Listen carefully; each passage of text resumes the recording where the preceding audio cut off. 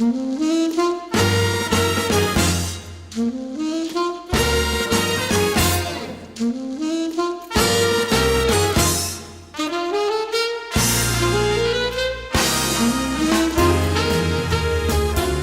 and a very warm welcome to this week's Geraldine Jamieson interview. Now, my guest today hardly needs any introduction whatsoever. She is the former British Conservative Party politician, Privy Councillor and Member of Parliament for Maidstone since 1987, retiring from politics at the general election this year, made numerous television and radio appearances, a considerable novelist in her own right, has a weekly column for the Daily Express, a very public convert from Anglicanism to Roman Catholicism, and latterly, her newly developed skills as a ballroom dancer, which has the entire British nation glued to their weekend television sets. Well, the Right Honourable Anne Widdecombe, very warm welcome indeed to Manx Radio and, of course, to the programme. Thank you very much. Now, you and I have met over here before. In fact, you were a guest on my programme then, but with your all-enveloping success since, how have we managed to secure and entice you once more to our albeit very welcoming Manx shores? Well, I was invited a very long time ago indeed to the 60th anniversary of the Women's Institute on the Isle of Man. And at that stage, when I was invited, Strictly was simply not on the horizon at all. So, of course, when the engagement came up, naturally enough, I've come, but it's taken 2 days out of Strictly training. So if I fall down in the middle of the samba, I shall say it's all the Isle of Man's fault. Well, if you do, I mean, it is very good publicity because, you know, you certainly, the public just adore you. Was it, though, a secretly nurtured, abiding ambition of yours against all odds to become a dancer on the BBC Saturday night television spectacular, Strictly Come Dancing? Now, I'm asking you this directly because I believe that you had turned down this show every year since 2004. Yes, every single year. The producer went back to see when they first asked me, and it was 2004. And every year I turned it down. And then two things changed my mind. The first thing was I saw John Sargent performing. Now, until that moment, I had never believed the assurances that they gave me year upon year upon year, which is, no, you really can do this at your own pace. I mean, I had looked at this programme. There were all these elegant mortals cavorting round the floor. They were all semi-professional in a fortnight. They were being thrown and lifted and spun, and I thought, this is ridiculous. And I didn't believe them until I saw John Sargent. And then I thought, OK, you can do it at your own pace. But then the other thing that happened, which was the clinching argument, was that I retired, because this is an enormously, and I do mean enormously, time-consuming business. And I could not have done it in conjunction with any job, let alone with being an MP. So those two things coming together decided me. But no, I hadn't had a long ambition to do it. I'd had the exact opposite. I'd had a long aversion to doing it. Why do you think that they persevered for your good self? I think they saw a certain element of comic value, and so did I, right from the start. I think they wanted to broaden the celebrity base and not just have endless soap actors and things. I thought they wanted something else to add into the mix. But really, you'd have to ask them why they were so persistent with me. And they were extremely persistent. You would think by the time I turned them down 3 times, they wouldn't have come back the 4th, but they did, and then the 5th, and then the 6th. How did you go about this then when you agreed? I mean, did you have to lose weight, change shape for it? No, I haven't lost a single pound in weight, not a single pound. I haven't lost a single inch. Everything's just as it was. I am feeling a bit fitter, that is undeniable, but there's no actual changes in physical shape and form. And I did no preparation for it at all. I had intended to. I had intended to spend August upping my moor walking. And then, sadly, I had a detached retina, and I spent the whole of August, instead of moor walking, lying literally, and I do mean lying still on my side, which is the required treatment following an operation for a detached retina. So all my plans to get into shape before Strictly just flew straight out of the window. Do you feel fitter now? I'm a little bit fitter. I think I have to be. But as I say, it hasn't had major impact. But that's fine. I'm enjoying it, and that's all that matters. Every fellow competitor would have wanted to be paired with tall, elegant, ever so dashing Anton Dubek. And there's a huge difference in height, for starters, between the two of you. Were you rather amazed to be chosen to dance with Anton? My first instinct was yours. I thought, well, the height differential's ridiculous, then I'm not going to get Anton. And then I looked at Felicity. She's not much bigger than I am. And I thought, well, hang on. Maybe I am going to get Anton because I'm not standing here next to a very tall girl. And I did get Anton. And I think in retrospect, I should have expected it because the BBC have since said to me, look, from the moment I accepted, it was quite obvious I was going to have to be paired with Anton. Because he is, of course, of them all, he's the one that would most understand my boundaries and is the most gentlemanlike and Very gentlemanly. Turns up for rehearsals in his shirt and tie and cardigan, whereas the others turn up in T-shirts. And I think the BBC just thought, right, it has to be Anton, and never mind the height difference. And they were absolutely right, of course. What was it like then on the first training session with him? Do tell us. Oh, well, the first training session actually was perfectly okay because it was the waltz. And first of all, most people have some notion of the waltz before they start. They happen to have all the complicated steps and routine, but they've got some notion of going backwards and side and forward. And so it really wasn't too bad, whereas I think if we'd started with the salsa, which came the second week, I might have found it very off-putting. Now, you laid down rules, didn't you? You know, you were going to be very strict. To which I've stuck, yeah. Yes. Explain what those rules were. It was about the costume, really. There were only two. I mean, the first rule was that I wouldn't wear anything at all which I considered too revealing. And the reaction of the BBC was, well, fine, because if you're on stage in something in which you're uncomfortable, you're going to be self-conscious, you're not going to perform, you're not going to dance well, and this is an entertainment. So there was no problem from the BBC, and I have rigidly stuck to that. I've been covered up throughout. And the maximum the dresses rise is up to the calf, and when I'm doing a lot of lifts and spins I wear matching leggings underneath. So I've stuck rigidly to that one. As far as the other stipulation was, it was that I wouldn't make any dance moves which I considered suggestive, and I don't do that either.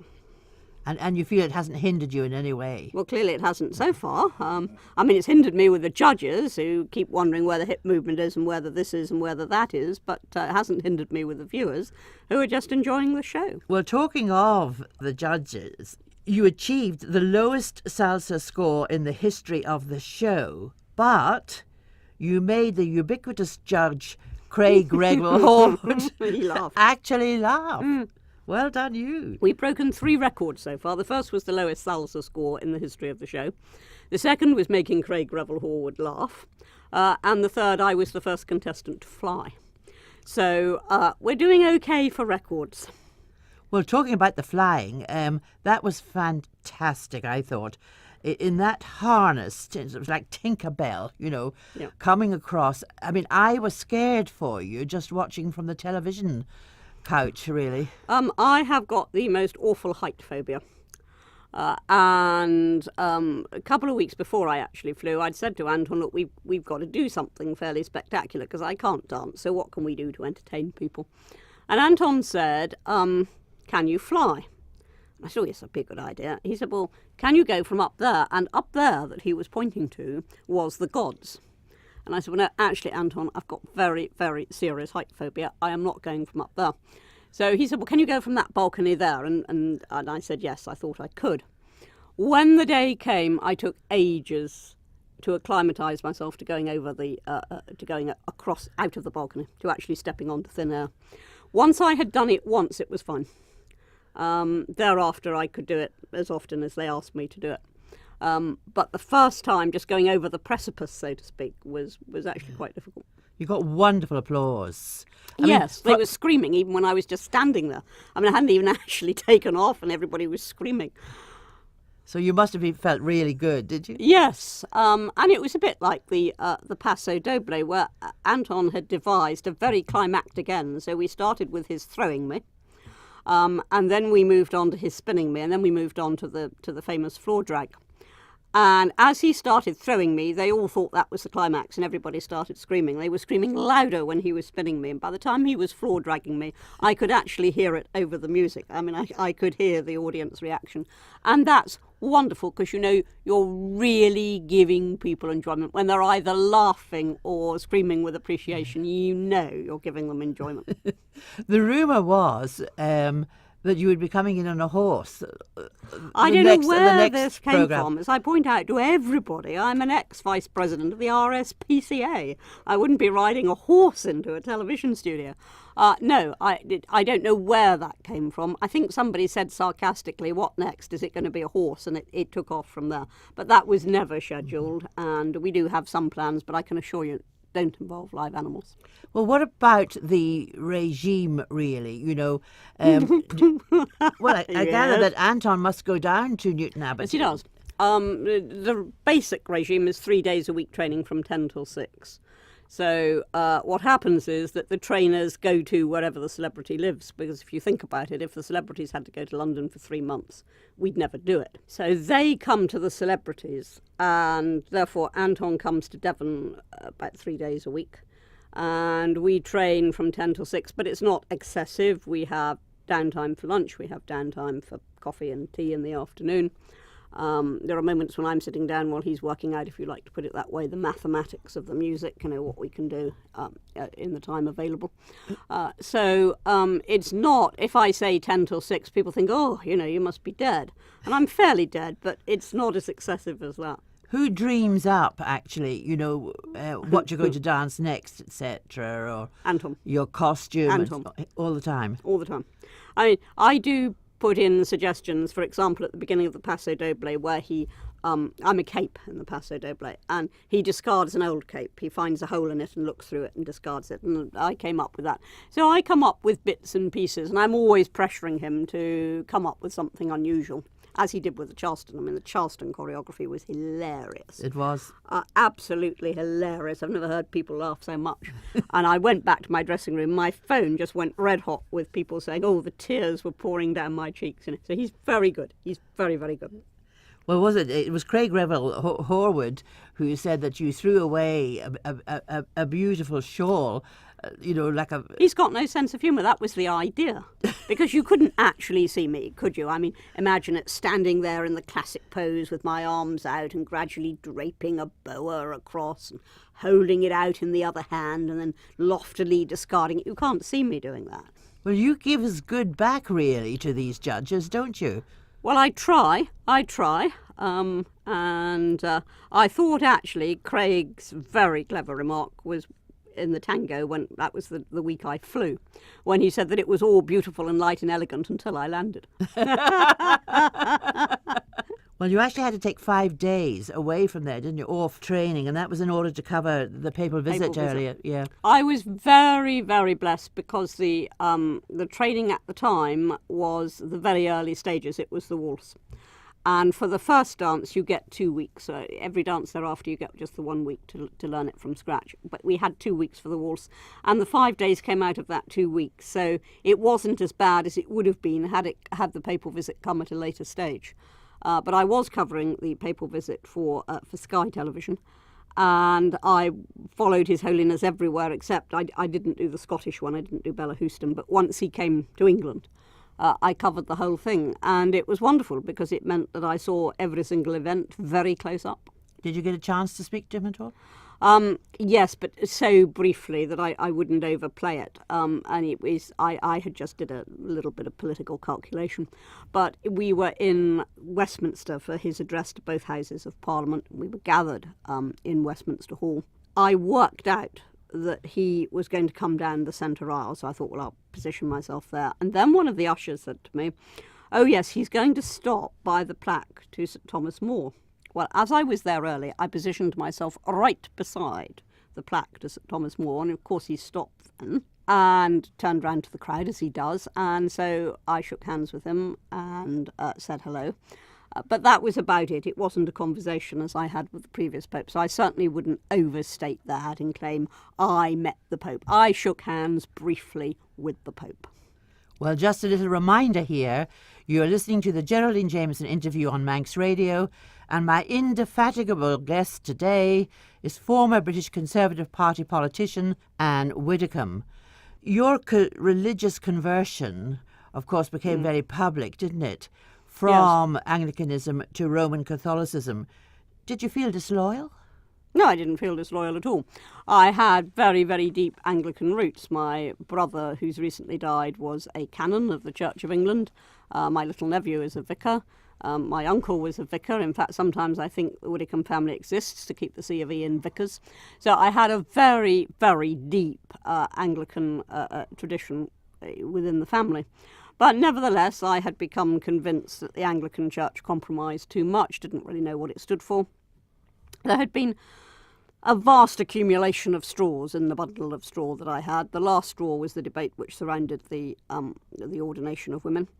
And so I left, and I didn't feel at all disloyal. I felt that I was doing the right thing. I have never been so spiritually content, so now I know for a fact that I did the right thing. What amazed me was what you've touched on, which was the huge publicity that it attracted, because at the time I was not anything like as well known as I am now. Absolutely nothing like. I was a junior minister. That's all I was, a junior minister. I honestly think if you'd stuck a mic under the nose of 100 people in the street, they would never have heard of me. None of them, ever. I don't know what the publicity was about. I did not foresee it. I'm not sure what I would have done differently if I had foreseen it, but I didn't foresee it. It was not only national, it was international. We've never had so much international publicity. And to this day, I don't really know what it was about. It was about a very junior minister moving from one Christian denomination to another. I still don't know what that publicity was about, but you're quite right, it was overwhelming at the time. Well, you get on very well with everyone, I know, but you and Patsy Kensett, dear Patsy, yeah. you pray together to St. Jude, the patron saint of hopeless causes. We don't actually pray together, but we do both pray to St. Jude, or pray through St. Jude. And I said to Patsy recently, I said, look, this is unfair. You're actually becoming very good. You're no longer a hopeless case. Let me have St. Jude now. But no, we get on very well, and she's an exceptionally nice girl. Also, your dressing room is situated where there's a bit sort of extra outside, and that's where some of them all go to smoke and gossip and so on. Yeah. But you've never heard one unpleasant thing about anybody, no bitchiness. Never. Now, that's the difference, isn't it, between show business and politics? You can say that again, and then you can underline it 3 times. I mean, that is absolutely so. In politics, everybody undermines everybody else. It's enormously competitive. And you do hear a great deal of spite and backbiting and all the rest of it. With Strictly, you don't. Everybody supports everybody else. I mean, when you think about it, I am not discharging virtuoso dancing every week. And you might think, well, some people would be resentful. You know, they're achieving these hugely high standards of dancing, and there's Widdecombe getting all the coverage for messing about, basically. But interestingly, they don't take that line. When you see shots of the pod where all the competitors are gathered when we're performing, I mean, they're just weeping with mirth. I mean, I really thought that Scott Maslin was going to spring a leak the other day. I mean, he was laughing so much. And they just enjoy it. And everybody supports everybody else. And if somebody is feeling a bit down, people rally round. So it's a very different atmosphere. And to me, the proof is that they didn't know that I could hear everything. But there was never an unkind word. Well, now, you, as I said, that you get on so well with everyone. But you must be a little bit tempted because you were offered the job of British ambassador to the Vatican and you were seriously considering it last summer. But first of all, of course, you had this business with your eye. That was the clincher. And anyway, would you really have wanted to be an expat for, say, 3 years? No, I mean, I think you've put your finger on the 2 things there that were important. I was offered the post. I was offered it in person by David Cameron, who rang me up. And my initial reaction was, I mean, first of all, I'd have loved 3 years with Vatican scholarship. I would have loved that. My initial reaction was, well, I've been offered this post by the Prime Minister. Really, you don't say no in those circumstances.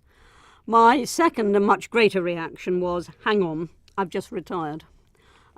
If I really wanted 3 years of a very big job, and a diplomatic job doesn't stop at 5 o'clock because you've got all the evening dinners and diplomatic social events. So it would have been a whole day and a whole evening every day. And I thought, do I really want a full-time ultra job in a hot and heaving capital city rather than doing what I was planning to do, which was to retire to the mists and the dew of Dartmoor. And if that is what I want, well, why don't I stay in the House of Commons? Why would I retire? So that debate was going on within me, and I asked God for a sign. Now, I didn't really want anything quite so dramatic, but I certainly got it, because I suddenly got a detached retina, and of course that involved not only an emergency operation, but a whole series of follow-up appointments, which would have been very difficult from the other side of Europe. And then there will be another operation in 6 to 12 months, because this sort of op generates a cataract. Then that itself would need following up. And I thought, no, at this point, this is very clear. I'm not going to the Vatican.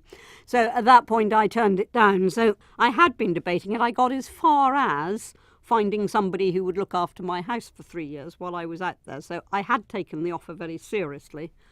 But in the end, I turned it down. And I have to say, I am utterly 200% convinced that was right. I haven't had the smallest regret that I turned it down. I think really what I was feeling was guilt, that I was being offered this job. Everybody wanted me to take it. The church wanted me to take it, and I said no. And I think I was feeling a bit guilty, but actually I did the right thing. Mentioned the tragedy that you had with the death of your only sibling, your brother Malcolm. Strictly were very sensitive about that for you. They said that you could take a week off they told me I could miss the week. They were very sensitive about it. They said I could miss the week. The family, however, took a completely different view, because he had been so enjoying it, and they wanted me to carry on. And indeed, his daughter came up in the audience that week. And then Strictly were very sensitive again, because I can assure you that is the only time, and probably will be the only time, when Anton and I found out first that we were saved and were going through. Usually we're kept right to the end to keep the suspense going, right to the end usually. And on this occasion we were told first. So I think they were incredibly sensitive.